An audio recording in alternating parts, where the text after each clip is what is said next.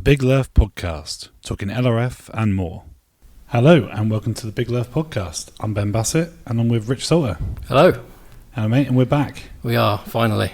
Yeah, after over a year I think it is. I think it is, yeah. It really has been a while this time, hasn't it? Yeah, we left it a bit too long. There's been a lot of reasons for that, and which we'll go into a bit later on in the podcast. But obviously we've done a lot in that time, and one of those is the Big Lerf Fundraiser 2024. It was a good one, wasn't it? Really good. Yeah. Yeah, and obviously in that time we haven't had a chance to sort of shout about the fact we had, this was a sellout for the first time. Yeah. It sold out quick as well, didn't it? Really quick. We could have sold them twice over, probably. Yeah, exactly. And obviously we limited it to 100 because obviously trying to do more than that would be insane. Yeah, in terms of logistics and space and everything, really, wouldn't it? Yeah, it just wouldn't have worked. So, and also I think it's nice to have, if everybody wants to be there, so everybody's sort of bought those tickets, they want to be there, they're not going to drop out and things like that we have sometimes in the past. Each ticket was valued, wasn't it? Exactly. It showed in the numbers that turned up. And the people who swapped their tickets were other people as well. Yeah, absolutely. Couldn't make it. So, obviously, I think would be a good idea to just sort of run through. Firstly, obviously, if you don't know, I imagine if you're listening to this, you know exactly what the Big Lerf Fundraiser is all about. But, should we just break it down what it is? So, do you want to go into that? Yeah, so the fundraiser is a one-day event, location specific. Obviously, the big aim is to raise money for charity. Yeah. This year we raised money for Prostate Cancer UK and Julia's House Hospice, wasn't it? Two really good causes. Yeah. And we raised obviously a record amount of money for them. Altogether, it was $1,000 each. Yeah, which was really, really cool, wasn't it? Yeah, amazing. So that's obviously the art. We're there to do the fundraiser, raise as much money as we possibly can, but also to have a great day out with a load of people who think the same way as we do. Yeah, it's just a brilliant social event, isn't it? Exactly.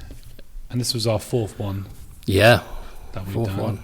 Second in Waymouth. Yeah, second in Weymouth. We're back in Weymouth, and I think Weymouth has proven to be probably the best venue for it. I think it is a really popular venue. Yeah, as much obviously I've got a huge loyalty to Plymouth. It's my hometown, and it has got some really interesting marks on it and fishes well on its day. But I think for overall easy fishing, and the variety of marks, Weymouth is the winner. And like how easy it is to get to for people, we get quite a lot of entrants from the southeast, don't we? Yes. So a bit less of a trek for them, and not such a bad trek for the guys in the southwest still, is it? No, exactly. And I think the guys in the southwest always enjoy fishing Weymouth as well. Yeah, it's a great venue for LRF, isn't it? Really good. Yeah, arguably, I say it's definitely, if not the first home, definitely the second home of LRF in the country. Yeah, agreed.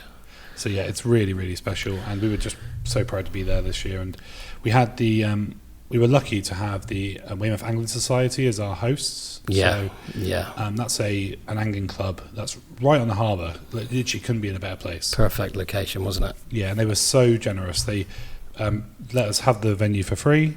We had obviously, so many people crammed into that tiny little place. Yeah, cosy. Yeah, but obviously it can comfortably have 100 people plus in there. Oh yeah, yeah. Obviously, when you've got all your fishing rods and stuff, it gets quite cosy in there. Yeah, it was a godsend though, wasn't it, on the day with the weather we had? Exactly.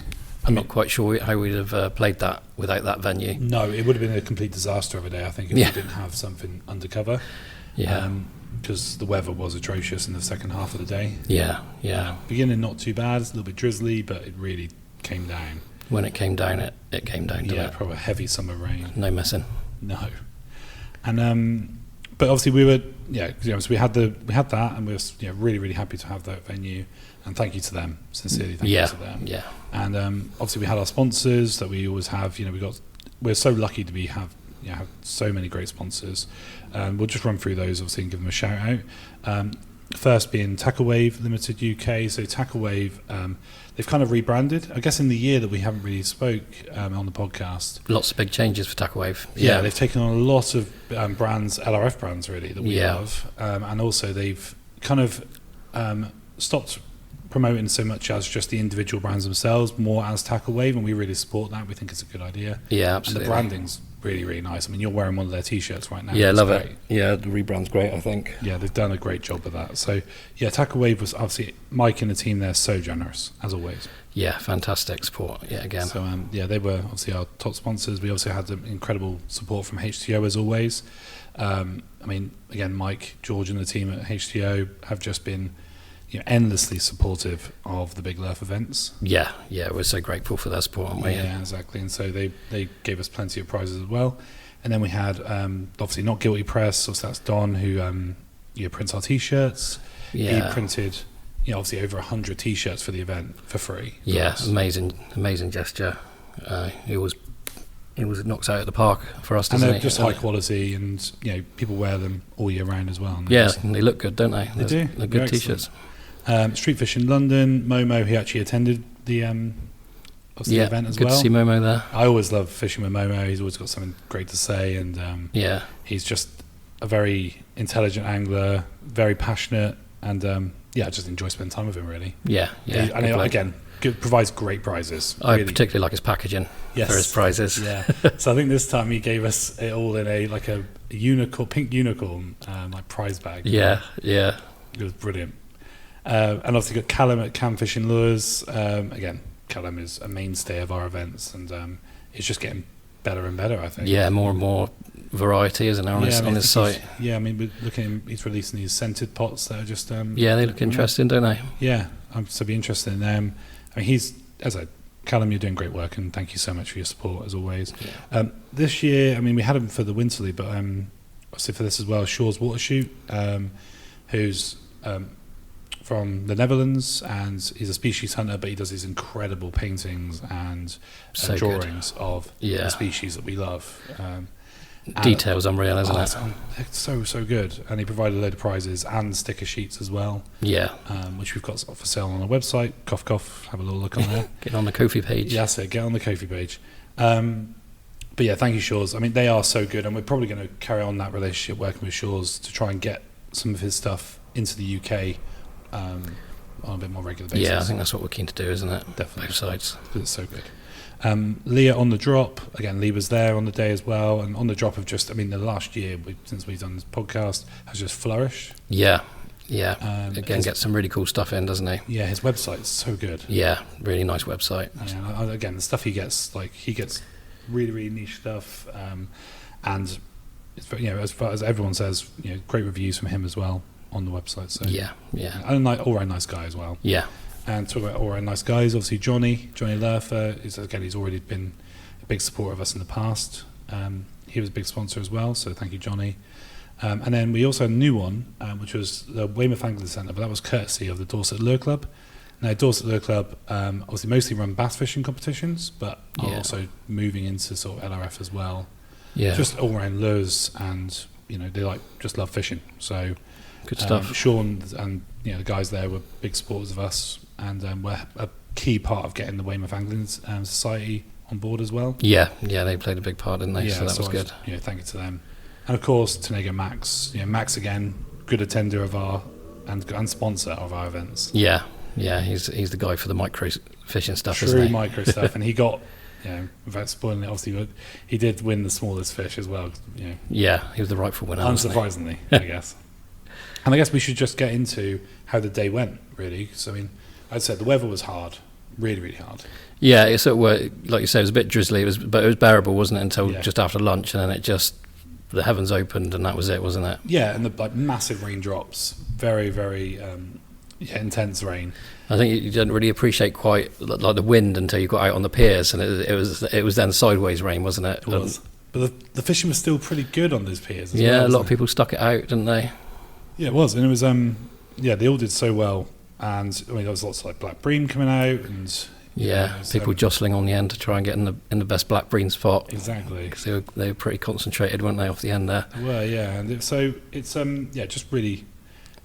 Really tough, but obviously a lot of people stuck it out, and got some great totals. I think some of our best totals ever. I think, and no need for a fish off this year. No, best totals despite there being pretty much zero pelagic action as well. Which is pretty much a theme of all of our fundraisers. Yeah, we've never had. I think we had maybe was it last year, or year before, when some mackerel were caught in Plymouth. but you have the deeper water off the end of Mountbatten. But really, it was shocking. We'd hoped that we might have been a little later this year, that we might have sort of found a few, didn't we? But still not in. And to be fair, we're recording this on the 1st of August, and I mean there were only a few being caught, and it's not like huge shoals, is there? I mean, bluefin are around now, which obviously may be a sign that the mackerel are around. It feels like we're sort of on the edge of things kicking off, but they're just offshore a little bit now at the moment, aren't they? So it's late. It's pretty late, but I mean, we'll see. I mean, we get them. Mackerel will be around till, who knows? Probably March, April is normal. That's it, isn't it? I know we've said it before, but although they're sort of seen as a summer species, really autumn, winter is the time for mackerel now, isn't it? Yes. Certainly in our part of the world. Yeah, I think certainly the Atlantic mackerel do prefer the cooler water, and I think maybe we are just experiencing a little bit too warm down here. Yeah. We are, maybe it's pushing a bit further north.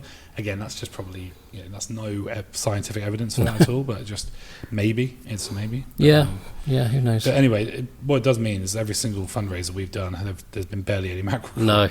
I don't think there was a single one caught on us. No mackerel, no bass. Yeah. No gurnard. No gurnard, no scad. Yeah, none of that silvery stuff. No, it was a real shame. But we still got some great totals, obviously. And the good thing about Weymouth is you have got a lot of those resident species that are around, plus some very, very cool ones. And there was a couple caught, well, 3, I think, that you could say were absolutely outrageous catches. So should we go into the sort of winners and stuff now, or should we go into the species? What should we do first? Let's go into the winners, and then we can pick our way through the species as we go, maybe. Yeah. So we'll start with the most species on unscented. So now every year we try and push this forward just because we want to try and encourage people to mix it up a little bit. Yeah. Nothing wrong with fishing isom and gulp and stuff. We love it. We love the stuff and use it regularly. Yeah. But we also think there's a big wide world of lures out there. Yeah, exactly. There's lots to experiment with, isn't there? And sort of some people who have hit the isom and gulp stuff hard might want to sort of challenge himself a bit more. Exactly. And we always put up a decent price for that one. We do. Yeah, and so it's we obviously there was a good price for it. That was Momo's price, from Street Fish in London. But I think it was a very hard day, and it was a highly pressured venue with lots of anglers, and so I think Nathan Patrick, who won it, did well to get 3 species out. Yeah, fair play to him. Yeah, and I think what's good about him, and fair play to Nathan, is he just went, no, I'm literally not packing any scented stuff. Just a quick word to describe scented. So when we talk about scented, which is we're talking about non-aqua lures. So these are lures that don't have to be kept in liquid or any oil or anything like that. So we're still counting Kitech and Magpie and G-Crack as unscented, even though they are really scented. So it's slightly confusing, but we try and keep it so it keeps it a little bit interesting for the event. Yeah, and I mean, if you're going to rule out scented altogether, you're ruling out most decent soft plastic lures, dare I say? Most have got the majority. Scent or salt or... But you're not relying on them to sort of ooze scent into the water, around them, are you? Yeah, and you're mostly fishing them a bit more actively. Yeah, that's the idea, isn't it? Yeah, so it's meant to challenge you a little bit. So that's why we did it. And fair play to Nathan, he got 3 species and won it. And we're proud of you, Nathan, for sticking it out. Yeah, fair play, mate. And I think Lee Russell as well also stuck it out. Yeah. He was less successful, but he also stuck it out. So fair play to you, Lee. Yeah. Now, smallest fish, I've already said, Max Goodwin. He got a 3 centimetre rock goby. Yeah. I mean, that's minuscule. And he told me that's what he was going to go for. He thought he had a plan, and he knew executed it to perfection by the sounds of it. I think he knew some rock pools that definitely had them. Yeah. And he caught it on a Tonego rod as well, so it's like the most miniature way of catching one. Yeah, it's the right way. Yeah. So fair play to you, Max. Well done.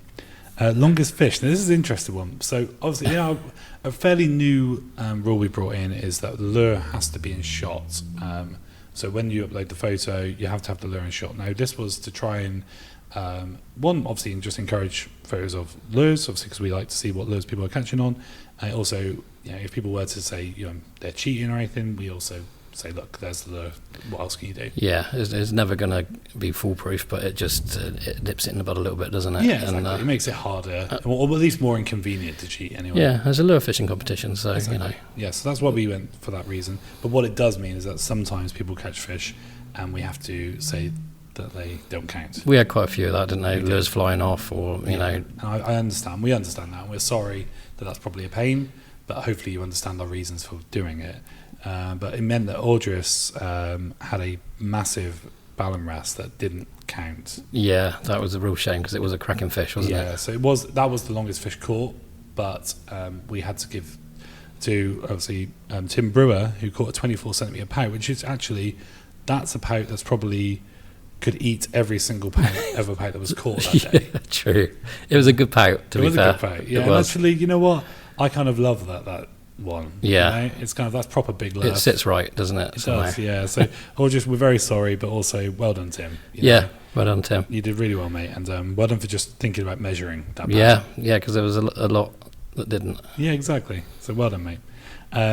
Coolest fish. Now, this is just amazing, and I don't think any of us thought this was going to There was no debate on this, was there? No. This is the black-faced blenny. Now, anybody who does species hunting circles, this is whether you do bait or lure, knows that is a unicorn.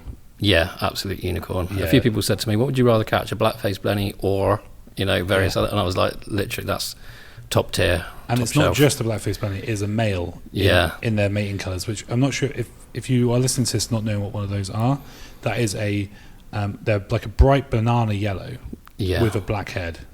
And they're not officially a blenny, they are what's called a triple fin, but they look like a blenny. They're kind of somewhere between a blenny and a goby they look, don't they? Sort of. And they're just very, very localised, and it looks like Weymouth is one of those places that you can find them. Yes. Yeah. So, and Mark Brindley, who caught it, was not targeting them. It was just pure luck. Yeah. And he just had, I think, just dropping it down the side of into a little crevice and got one. And fair play to you, mate. Again, that's what the Big Lerf is all about. We love that. Yeah.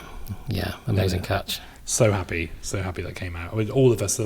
What was nice when we were on the end, and again the weather was starting to come in pretty nasty at this point.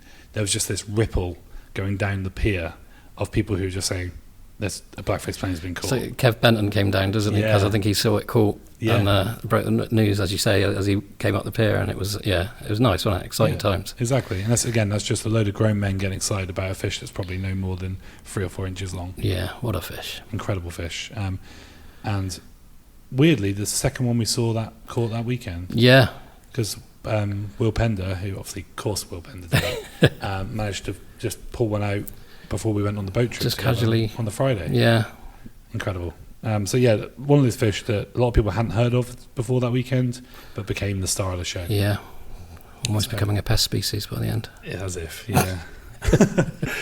So we've got most species junior now. So in 5th place was Roscoe Dolbear, and that was an 8 species. He was higher placed due to rarer species.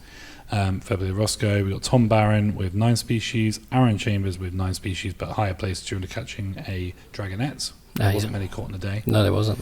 And Ruben Judge, who came in with 10 species, and we had a brand new winner. So we've obviously Cannon Moyle, who has never taken, as far as I know, never taken part in one of our fundraisers. No, I don't think so. No. I believe local to Weymouth as well. Was fishing with his dad all day, and he caught 11 species. Yeah, which would have placed him second in the adult category. Yeah, a brilliant total. Yeah, incredible. So fair play to Callum, well done, mate. And if your dad or you were listening, congratulations. Yeah, fair play, well played. Yeah, amazing, and we'll look forward to seeing what you do next year.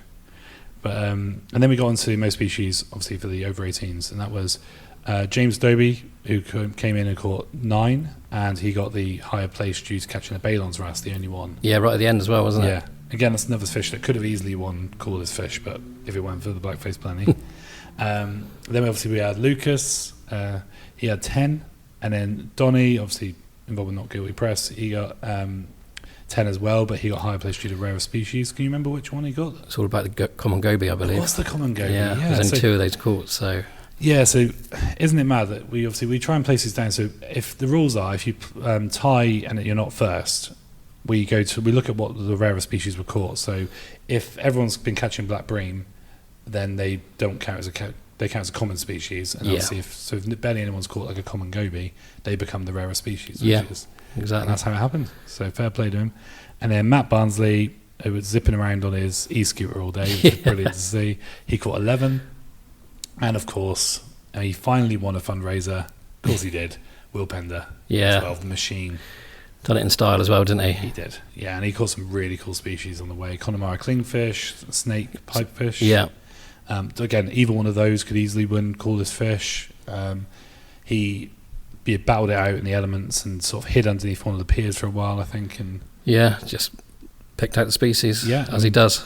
That's what he does, incredible. So, I mean, that top 5 is good to see. James Dobie, a new face in there, really. But, a lot of the regulars in that top 5 there. Yeah. But well done to them. And obviously, I guess we'll finish this off with, the species. So, I thought we might just do a bit of a higher and lower thing here. Okay. Yeah. So I'll make you. You should know this, but I'm just going to go and try. You're going to guess if there were more or less of them. So, if I say that there were 8 golds he caught. Yeah. Okay. Higher or lower for long-spined scorpions? Lower. Yes, they're right. There was a surprisingly small amount of scorps caught, actually. Was it 2, 3? 3. Yeah, 3 long-spined scorps. If I was to say, 3 scorps, higher or lower, pollock? Pollock's got to be higher. Much higher, yeah. So pollock was 54. Not the most common catch. No. But I think we might as well get it out of the way and talk about these little striped menaces. Higher or lower for pout? Higher. Of course. So much higher. Well, 60 odd? 66. Yeah. And I dare say thousands caught on the day, probably. Oh, absolutely. They were everywhere. Yeah. Yeah, I mean, obviously, I think they were just plague proportions of these tiny pout, and they've got those little stripes. They look like little bumblebees coming out all the time. Yeah. They are, bless them, we love pout, and they obviously get a bad rep in the bait fishing scene, but they're great when they get to like the 24 centimetre size, but those little bumblebee ones are very annoying. Yeah, they're cute, but especially when you're trying to get to other species and you literally can't get through them, they do become frustrating, don't they? Really frustrating, yeah. So obviously it's going to be lower because I think that was the highest, 66. I'm sure it was, yeah. Let's go for... So black goby obviously lower, 54. Yeah. Okay, then higher or lower, black bream? Lower, I reckon about half of people caught black bream. So it was 23 black bream. Okay, less than that. Yeah, less. Which is obviously, I thought there were more being caught, to be honest. Than I think quite a few caught them early on. Yes. And then I don't know whether the shoal moved off or they do generally. They were harder to catch. Yeah. Later on. And obviously conditions got more difficult. Yeah. But it was interesting, people coming back down the pier, asking how they get on, and they're either like happy because they got their bream or they were amazing. Or frustrated because they didn't. It's mixed stories on the bream. Yeah, it was an interesting one really, because obviously black bream they are a common species, particularly in the Weymouth area. There are lots of like adult or like young adult ones, particularly on Chesil and just off the coast at Waymouth or in Portland.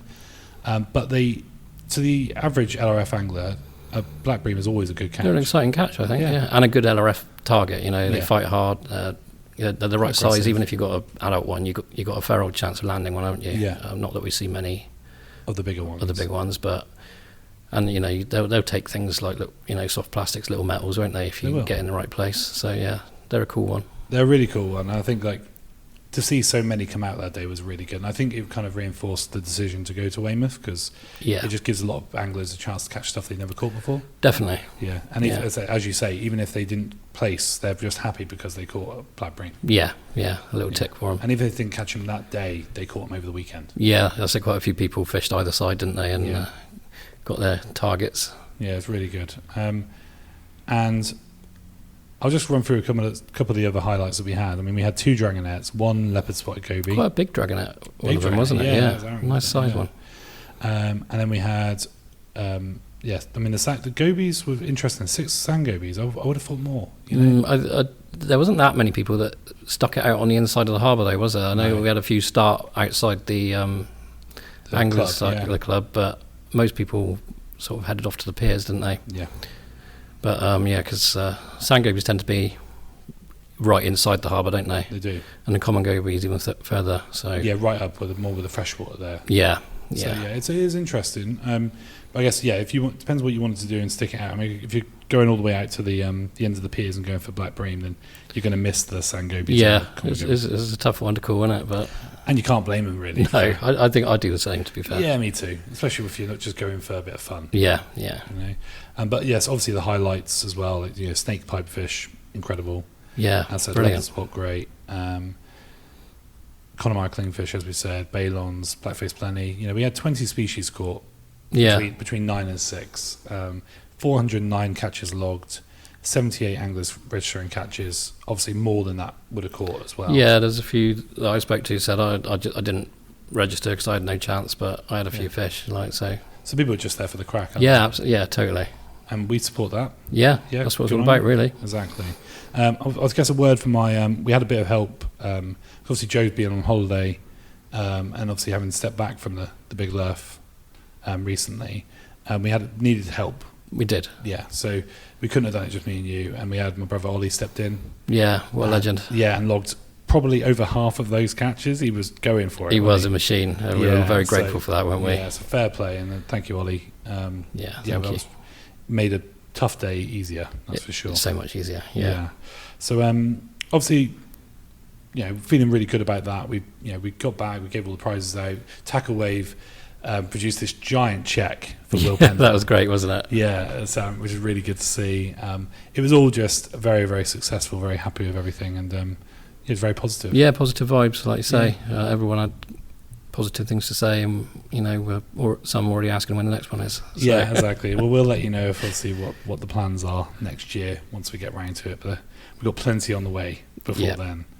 But any more words on the fundraiser? Really, No, it was another brilliant event, and we're grateful for everyone that gets involved and supports us, aren't we? Yeah, so we definitely are. So thank you guys, and you've got a lot to be proud of.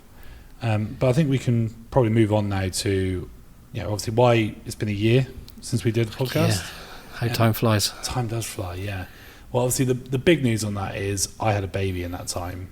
Does tend to turn things on their head a bit, doesn't it? Oh, hugely, yeah. I mean, my life has been flipped upside down. And obviously, if I'm not quite as sharp on the podcast as I once was, it's just because I'm so tired. Not that we ever mentioned that. No. Rich has taken great pleasure in ripping me over the last year for not quite being myself. And fair play. Whole new bent. I got to make the most of these. Of course, these circumstances. They won't last forever. No, definitely not. Hopefully not. Yeah, I mean, 18 years probably. But no, my boy, he's called Rex.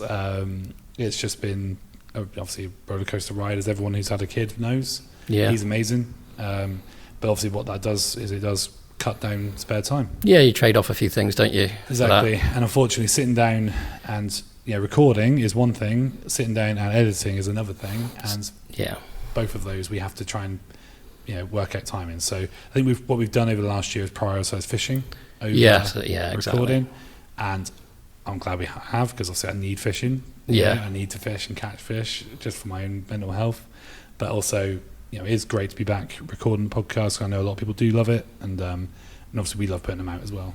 We do. We love it, don't we? It's just we love fishing a little bit more, and just chatting fishing. Yeah. So and we can do that on the bank as well, can't we? So yeah, exactly. So it's just a shame we can't. One day we'll find a way to properly record just as we're chatting on the bank. That'd be a lot easier. But for a minute, we'll just sit down and chat, and hopefully we'll try and be a little bit more regular with these uploads. I think once a month is a reasonable thing, but who knows? We'll see. We'll do our best. So appreciate the patience with us, guys. And I guess that goes well for the Big Lerf magazine, which is, again, still existing, still in our plans, but there's been a lot going on in our personal lives and things like that where it's just had to take a back seat. Yeah, it's one of those things that's again, it's just time consuming, isn't it? Like we've got a lot of material there almost ready to go, haven't we? Yes. But actually throwing it together, editing it, and that takes time. And I mean, you've got to prioritise the events and other bits and pieces as well. And I guess there's another huge thing that's happened in the year that and it's fairly recent, is another thing that takes up a lot of our time is the Big Lerf Tackle Shop. Yes, yeah, which is obviously one of our most proud, things to happen, I guess. So in the last, year, is just this. We had the opportunity to start a tackle shop. We went through a couple of iterations of what we were going to do, what we were trying to do, because obviously you don't want to stand on anyone's toes. You want to try and do it right, but you also want to try and earn us a bit of money back for all the effort we put into the scene. Yeah, exactly. So it's like a lot of balance, and we had a long chat with Mike and the team at Tackle Wave, and they were able to hugely support us to get the site up and running and Yeah. provide us with a ridiculous amount of tackle to put on there. Yeah, a unique opportunity really, isn't it, that we Yeah. couldn't turn down. No, exactly. We couldn't turn it down, and that is the Big Lerf Tackle Shop.co.uk, and it's been a big success. We've done all right. It has. It's growing as well, isn't it? Yeah, and I think people are learning to put their trust in us, knowing that they're going to get the stuff real quick. yeah, exactly. We're sort of generally manage next day delivery, don't we? Yeah. And like you say, got loads to choose from. And, Absolutely loads, and we're getting better at sort of curating the products and finding out what works, what doesn't, what people want, and Yeah. what I think people will want. I think that's the big thing about LRF is looking at the new products and trying different things, and that's the stuff I really enjoy, is like looking at all these exciting new things. Like, I mean, we can go into some of the brands and stuff that we've got, exciting ones anyway. I mean, Yeah. they're all exciting. We've got the classics, you've got Magecraft, we've got Kitech and all those, and there's loads of great stuff in there, and we'll try and be better at promoting a lot of that. Yeah. But also there's the stuff that I get super excited about, like Little Jack. It is very exciting. Yeah. And very you. It's very sort of Yeah. fancy, blingy stuff, isn't it? That's it, yeah. So it's got things like the 2 gram Hannibix prawns, which are beautiful. They're like little bladed, perfect imitations of prawns. Almost too pretty to fish with. They are a little bit, and they're quite expensive, so you don't want to lose them. So they're good fished over sand. Yeah. But Really satisfying to catch on a lure like that as well, isn't it? yeah, I think they're definitely like you'll catch more on like a Shirazu or maybe a smaller soft plastic or something along those lines. But the satisfaction when you catch on something like that. Yeah, I guess that's going back to like the untended thing. Like if you want to sort of challenge yourself or catch a fish on a cool bit of plastic or metal, it's a fun way to do it, isn't it? Exactly, and obviously we've talked before about my love of metals and hard lures and things like that, and things like the Savage Gear Gravity Pencil Slims have been really good. I mean, we got them sent out about a year ago or so. Yeah. Was it that? No, maybe not that long ago. Probably was this year, I think. Oh, no, it was this year. Yeah. Sorry, it's just been a long year. But no, it was this year. But they instantly went into some of my favourites because I just love the way they fish. You had some great fun on holiday with them. Yeah, some grouper and on it. And so there's those. I mean, there's so many. Obviously, we've as a scene, we've never been so well supplied with tackle. No, we were saying, weren't we, sort of when we got involved, it was quite challenging to find LRF tackle at times, wasn't it? And now we're spoilt for choice. I was literally going through into tackle shops and just picking up stuff like from Fladden, and like just because it said LRF on it, and it's just trying to pick up what you could. I was definitely picking up the wrong stuff. Yeah. And nowadays, it's just like you've got so much choice. It's almost like the opposite problem. Yeah. It's just trying to work out what works and what doesn't for you, And we're trying our best to do that on the site, but also there are, as we've said before with our sponsors, a lot of really good sites out there. Yeah, absolutely. And we, not just because we've got our own site, doesn't mean that we are, not going to promote those other ones, because we absolutely love them. We can all live in harmony, can't we? Oh, exactly. Yeah. And I am, very proud to do so. Yeah. Obviously, back to our stuff. I mean, are there any particulars or bits and pieces of lures? I mean, there's a rod that we've been. Well, we've both, I think, enjoyed playing with the new Ajidu 1Gs, haven't we? Yeah, the 1Gs. I mean, do you want to explain a little bit what the 1G is all about? So the 1G is obviously a cheaper version of the 5G. Some obviously tweaks to make it more affordable. It's got cheaper guides on it. Cheaper guides. So obviously the 5G has got Torzite guides, hasn't it? Obviously a little heavier, a little less stiff. Yeah. A little bit, tiny bit softer. I think the carbon is like not as tightly woven, I would say. Yeah. But it's still a really sharp, very sharp, sensitive, fun to use little rod, isn't it? And for like 160 quid, I think they are. Yeah. Yeah. I mean, it's a hell of a rod for that price. Yeah. Really good. And they've got all the sort of the same Ajidu properties of like being kind of in between a solid tip and a tubular. Yeah, I think that's the real unique thing about the Ajidus is you can, like, I've always been a bit fussy about, like, I wouldn't use a solid tip for metals, but with the Ajidu I'll quite happily do it because of the way they behave. Yes. Like flicking a 2 or 3 gram metal around on the 3 gram model is an absolute pleasure. Yeah. And it pings them out nicely as well. So it really does. Yeah, really good. Yeah, so again, I think the first lot sold out quite quickly, and then we've got some more in now. Got some more in, yeah. Yeah, so yeah, really nice. So obviously, yeah, if you haven't looked at those already, in the market for a new rod. Yeah, genuinely decent rod in that price bracket, and just fun to use. I think they are a fun rod. Yeah, I really enjoy mine. I've got my 5 gram version, and yeah, I love it. I think it's really, really fun. I also want to talk a bit about Magbite, because this is one we had a chat with Mike about bringing in, because we wanted, because obviously Mike's got the power to import these. This is obviously why we work with Tackle Wave. He's got this great power on that, and obviously also just drive to do it. He just wants to get these things. Yeah, it's great to have someone sort of so open-minded and as like, and he just went full steam ahead and just went, yeah, Magbite, let's do it, and so we brought it in, and I think it's been a great success so far, and we brought in some of the really interesting and also stuff that's kind of favourites to a lot of people. The booty shakes. Yeah, they've been mentioned on this podcast many times. Yeah, they're just great. They're so effective, aren't they? Yeah. Perfect little micro size. Yeah, soft plastic and I think if you were like looking to species hunt again with unscented, I use unscented in brackets really, but with a non-liquid baits, that's the one to do it, I think. Yeah, I think Donny proved that in the last weekend. He smashed it, didn't he? Caught pretty much everything on a booty shake. Yeah, so they're awesome lures. So yeah, definitely worth looking at. And the Agi kits as well, they've gone really well. Yeah, they're great little kits, aren't they? So yeah, they've got the Jig Heads, they've got the obviously different sizes of the booty shakes. They've also got the vacuum rings as well. Yeah, they're really nice. So yeah, I think people are getting into that and trying different things. But I mean, I think we all love a little kit.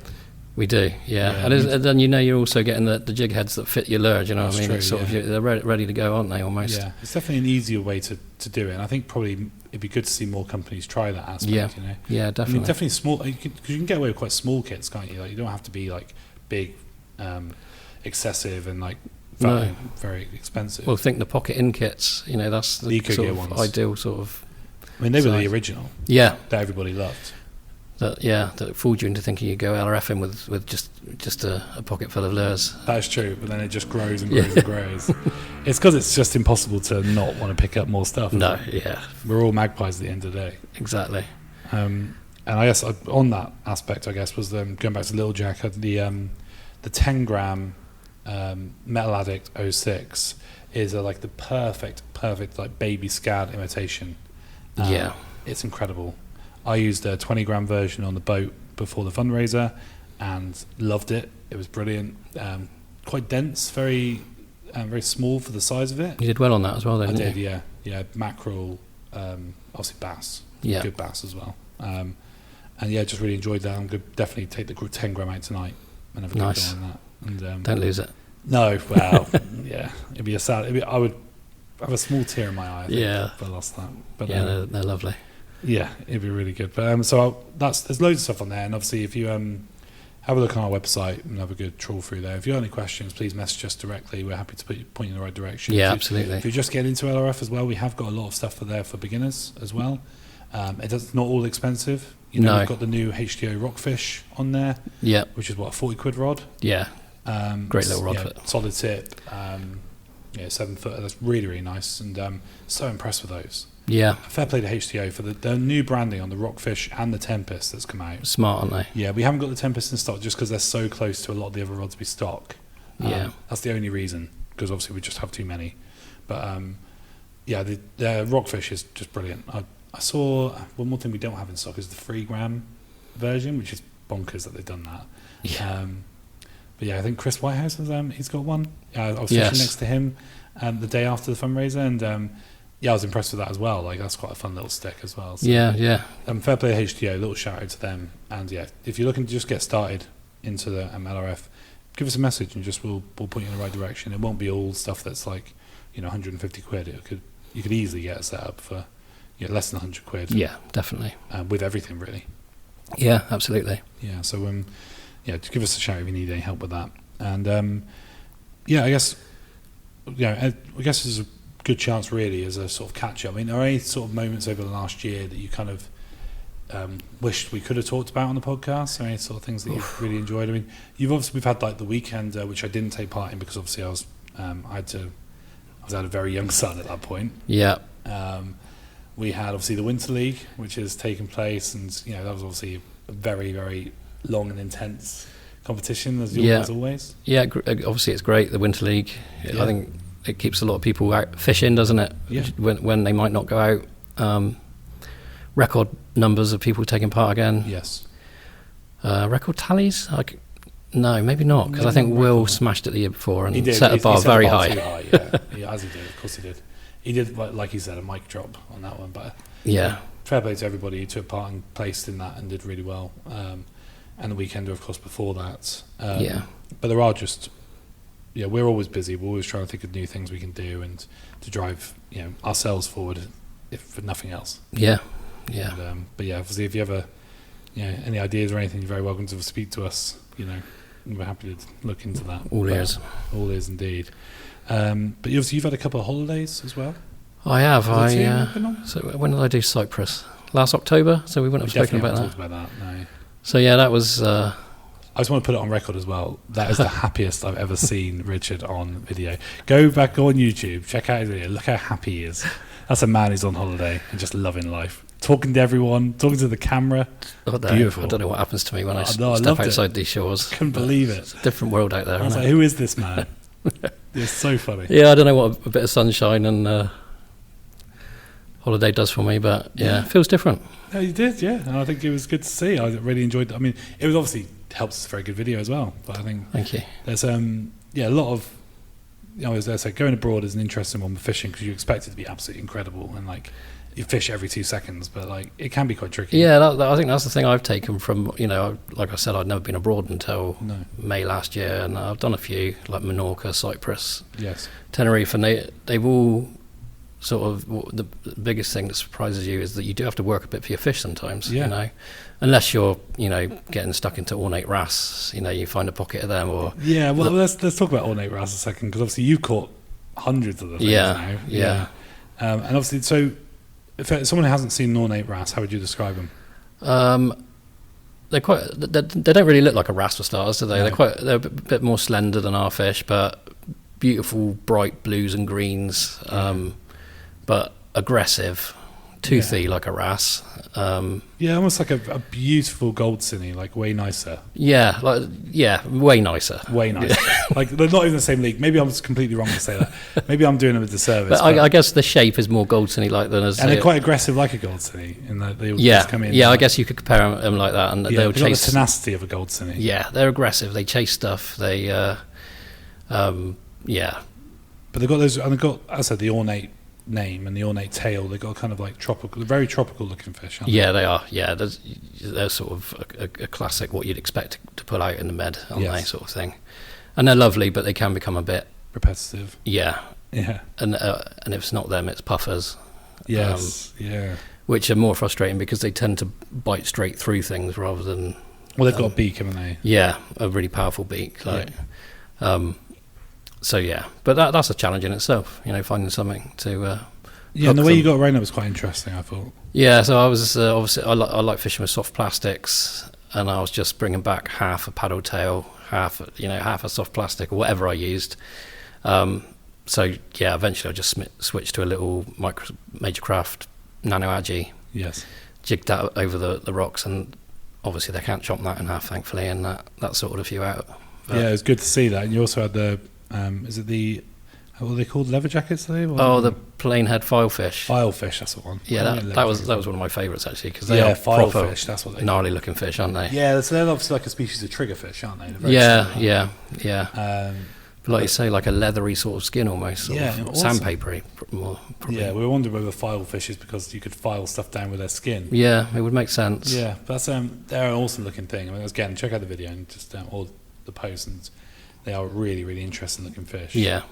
And again, there's the sort of stuff you go on holiday to try and catch. You want to catch that sort of stuff. Yeah, definitely. Yeah. I mean, obviously my only experience of fishing abroad over the last year was when I went to Australia, and I was in Australia for sad circumstances, but I did get a tiny bit of fishing done. Yeah. It was quite interesting because I did a little bit of fishing in the centre of Melbourne, which is after Bream, or Bream as they're called over in Australia, and they're big and they're quite hard to catch. They're very highly pressured. I can imagine. I think I was probably a tiny bit naive that I could just go and catch one Yeah. the first time. I had a few like follows and nibbles and stuff, but it's very frustrating fishing. Is lure fishing more popular sort Very of popular method for target? Yeah. Yeah, they use small vibes, they use loads of different like crab style lures and things like that. So Yeah. I think the Aussies are a little bit more switched on to lure fishing. Not all of them, but there are a lot. Yeah. And there's definitely a thriving sort of like street fishing scene in Melbourne. Yeah. Which obviously puts a lot of pressure on the fish, but it's good to see. I mean, I think I saw more people fishing there on that day than I would see in like say Plymouth. Oh, really? So Yeah. really popular. Very popular, yeah. And considering the winter as well, so obviously I was going from, the longest days of the year in the UK to the shortest days on the other side of the world. Yeah. So it was pretty miserable. So it wasn't like it was like, I think the fishing obviously in the summer would have been a lot better. Yeah, you literally picked the most challenging time. Yeah. Oh, no, you didn't pick it. I didn't pick it, no. So, but it was a case of like, look, I'll take the rods because I'm going to have some spare time, and Yeah. gave it a try. And so the most successful fishing we had, me and Ollie, who I went out with, went with our sister Belle to Mornington Pier, which is about an hour and a half out of Melbourne. It's like still within like the sort of Melbourne Bay, so to speak, and that pier kind of looks like you're in Tor Bay. Oh, really? Yeah, because it's got like red cliffs and like everything feels very like Exmouth or Seaside vibes. Seaside vibes, yeah, that sort of area. But there's like pied cormorants and like this Australasian gannets, and you've obviously got like the parrots and stuff flying over you. So That's it's not. cool. Yeah, it's a very different. It's a strange vibe, especially when it's cold. Yeah, I bet. It still feels like tropical, even though you're not.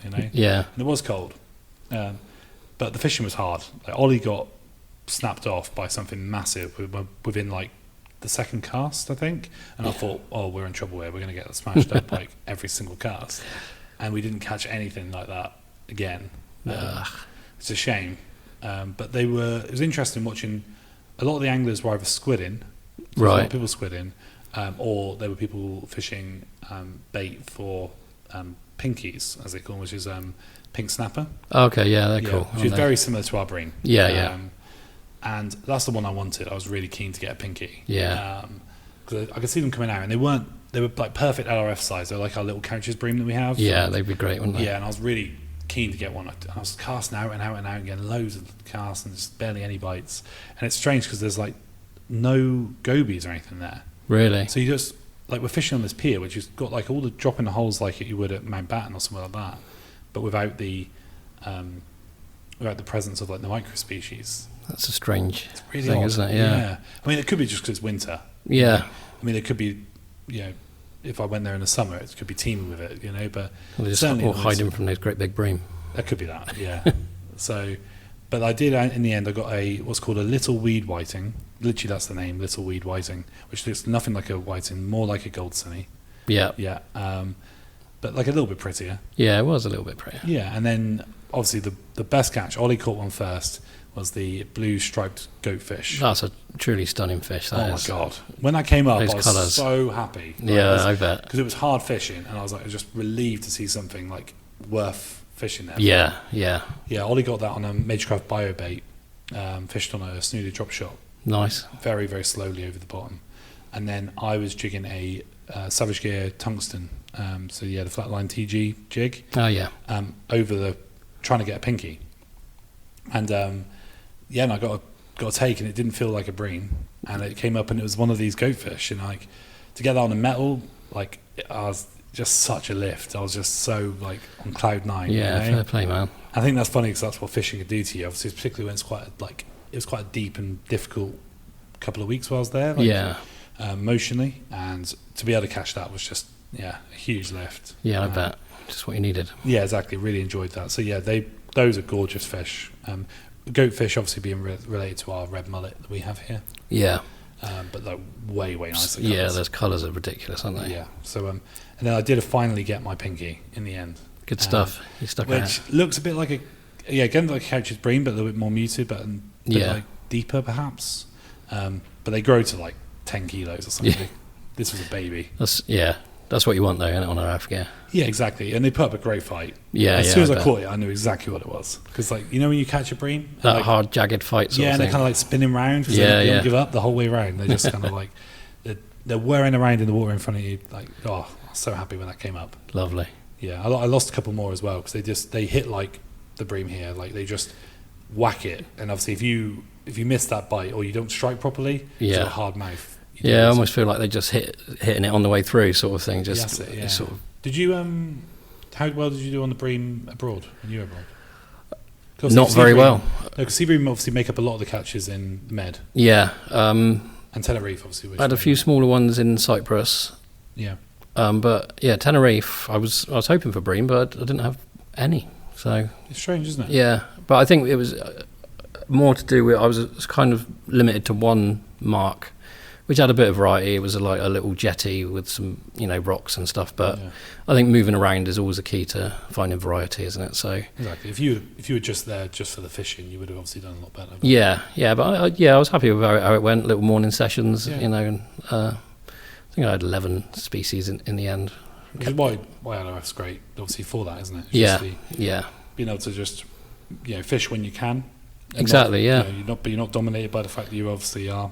You got these massive rods or anything like that. If you want, you can catch what's in front of you. You can, yeah. And again, you see a lot of guys out there with big lures, flogging away, and you do get the guys fishing bread for the little mullet and things, but there's always something down in those rocks. Definitely. To be had, so yeah, it's good. Yeah, definitely. And I guess we'll finish up with talking about the upcoming Big Lerf Weekender. Yes. On to the next one. Yeah, the next one. Yeah, so obviously we finished up obviously with the fundraiser, and we've still got to put some stuff online. I mean, we definitely with the results, and we did a survey for that as well. Yeah, that I haven't mentioned on here yet. Actually. That was quite a good thing. And the survey is brilliant, and I just want people to rest assured that we are definitely using that information, and we'll be trying to put something together for. I want to try and put together a pack of information just so we can use it to try and show the benefits to local MPs, local harbour authorities, on why fishing, particularly LRF, is important in urban areas, places where we're getting pushed out. Yeah, absolutely. Before we began the weekend, it's probably worth speaking about that actually, because I didn't plan to, but thinking about it, I mean, we have seen an increase in anglers being pushed out of these areas. Yeah, unfortunately so. Yeah, I mean, obviously gentrification is a very common and it can be very painful, thing to happen. Obviously, you've got areas which are just they don't want people chucking rods, lines about and stuff like that. Areas where they're trying to sell, £1 million flats. Yeah. Or they've got big yachts and things like that, and I think that's what we've kind of seen, particularly in Plymouth. I don't know if it's just Plymouth, but I mean Sutton Harbour and the Mill Bay, two of my favourite areas to fish. Really getting squeezed, isn't it? Yeah, there've been blanket bans on angling. Yeah. Now, the legality of that is ropey. Yeah. But obviously, I'm particularly myself, and obviously be yourself as well. That we're kind of in a position where we have to be careful with what we are saying, because obviously we want to put angling in a good light. Yeah. And we want to keep people being able to fish for future generations as well. Yeah, absolutely. And so it's very tricky, because I'm going to fight it. Obviously we're doing things. We're speaking to the Angling Trust and things like that to try and change it. Yeah. But obviously we are in a difficult position as anglers. We're losing, marks all the time. We are. I think it's important that people speak up for the good that fishing brings, isn't it? Yes. And the positives. Yeah, and maybe the fact that not all anglers are the same. No. We do things differently, don't we? So yeah, I think I think anybody who is more inclined to use a lighter approach. Now that could be mullet anglers, that could be obviously LRF, could be light lure anglers, like bait anglers. Yeah, that's not criticising bait anglers. It's more of an attitude thing, isn't it? And I think the sort of person who's more inclined to lob a 5-ounce weight and some feathers around is the one that's causing us problems. Yeah, and if you're honest, you don't want that in a marina, do you? No. No one wants that. Yeah, and if they came to us and said that, we'd be like, of course you don't want that. Yeah. But the reality is most people aren't doing that. No. Particularly in marinas, and what we're trying to do here is trying to get people to realise the value of anglers, and actually, people using the water is what we want to see. That could be, everyone's happy with wild swimmers, everyone's happy with paddleboarders, crabbers. Yeah. But for some reason, anglers are getting pushed out now. Yeah. That doesn't seem to be fair, and particularly in a place which calls itself as marine park of Plymouth. Yeah. I think it's a massive shame that we're seeing that. I think there's definitely things need to be changing. Yeah, and we should be encouraging people, especially with the mental health benefits that have been proven of angling. Yeah, to get fishing in there. So I think surveys like we've done, where we've proven. I mean, literally, our survey is brilliant. We've had so many results of, the amount of money that was spent while people were there, the value of it to the local area. I was saying the other day, I like the feedback that people gave. We had a little comment section of why LRF is important, or what do we think, why is angling important and things like that in local areas, and there's some really nice comments. Yeah, really good sort of a variety of different reasons why people value or see the importance of having harbours and marinas available to LRFers. Yes. And I think and we saw the good as well, because there was a lot of people picking up the discarded crab lines and things like that during the event of the fundraiser. Litter picking. There is a lot of good to be done, and that does go on. It's not shouted about, and we're no good at shouting about it. No. And all that happens is you hear the negative about angling. Yeah. So I think we're going to do our best to push it. Again, time is limited. We've obviously both got families and the Big Lerf stuff to run, but we are working on it, and obviously with your guys' help, I think we'll have some success. Yeah, let's hope so. Yeah, hopefully so. But of that little aside, going back to the Weekender, obviously the Weekender, this will be our fifth one. Yeah, started in 2020. Yeah. 21, 22, 23, 24, 5, yeah. Good math. Yes, I know, incredible. After a long shift as well. Obviously, we're obviously always excited about this one. I think me and you are going to go for our little tour around Cornwall. I think it's just me and you this time. Yeah.